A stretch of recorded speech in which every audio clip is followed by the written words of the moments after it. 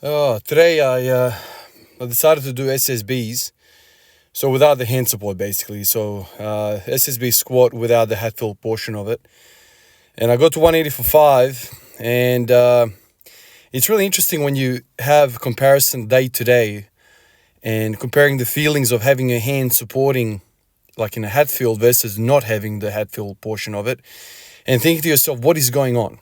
So the leg power is, how should you say it? It's there, but it's not there. So when I squatted just now, when I haven't done free squats like this in a little while, the legs want to push, but the movement punishes you when you get out of the groove. So in a Hatfield squat, when you get stuck, you can shift it to the posterior chain and you don't fall flat on your face because there's hand support. With this, there's nothing like that. So there's early hip rise. And then it's like a seesaw battle between how much the legs are pushing and how much the back can support. And whereabouts is the bar situated in terms of the bar path? Is it ahead of your toes, in midline, or what's going on? So I'm doing these reps and I know I can get 180 for 15 when I'm supported. And I'm feeling like I want to push, but I feel like if I give it everything I have, kind of like when I'm doing Hatfields, I'm tipping forward, the legs will extend, and my back won't. Interesting. Automatically, the first knee-jerk reaction is to go, I need more back strength because my legs want to work, but they can't work.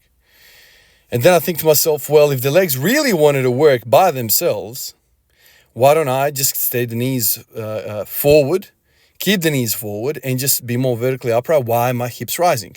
So then the really old question of, what is early hip rise? What is a good morning squat? Is it less of quads or deadlifts? And then straight away, because I've been down this road a million times, I go, well, your deadlift is 265 and your squat is 210. So clearly the back is not the weaker link. The back wants to do the work, which the quads are not doing. And this is where I think the Hatfields allow you to get away with some of these things and allow you to shift deadlift-like weight in a squat pattern because the hands are supporting you in front of you. You can push with everything you got with the legs, let them go wherever they want, and there's no punishment. You can't fall forward. But when you're squatting free and you start tipping forward, the back starts to quadrupulate the forces because the bar is now ahead of your toes. Try and deadlift with weight ahead of your toes. My friend, it's not going to go well for you. The deadlift works really well because that bar is sliding up your shins, right in the middle of that bar path. That's exactly where you want it. With squats, you're trying to squat with the bar ahead of you. So now you can't even squat the deadlift weight because it's way in front of you. So it's an interesting perspective when you have day-to-day differences like this. And it really kind of makes you think, what is really going on? Like what's happening in this movement? It's a balance issue. It's, I want to say a quad issue. I just keep thinking to myself in the extremes. I like to think about in the extremes. Okay, you are a 2K24 NBA character.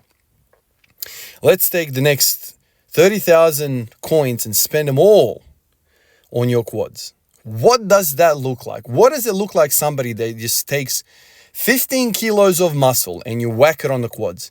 What does Ivan look like squatting if he has 15 kilos, this is a ridiculous amount of weight, let's just say on steroids, blasting everything. What does Ivan look like if he adds 15 kilos to the quads? This is a humongous amount of tissue. How does the form look? Does it look more good morning-y or less good morning-y? The logic would serve that you will be as upright as a freaking candle, straight up and down. That's what I want to say. Now, let's think about the opposite. Let's take that 15 kilos of lean ass tissue and you chuck it on your lats and your traps and your rectors. What does that look like? What does that guy look like squatting? I think these extreme views can help you a little bit when you're trying to differentiate what the hell is going on.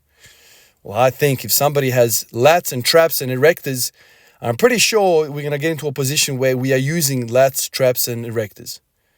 And that is not an upright squat. I think. Could be wrong. Appreciate you guys. I will catch you in the next one. Peace out.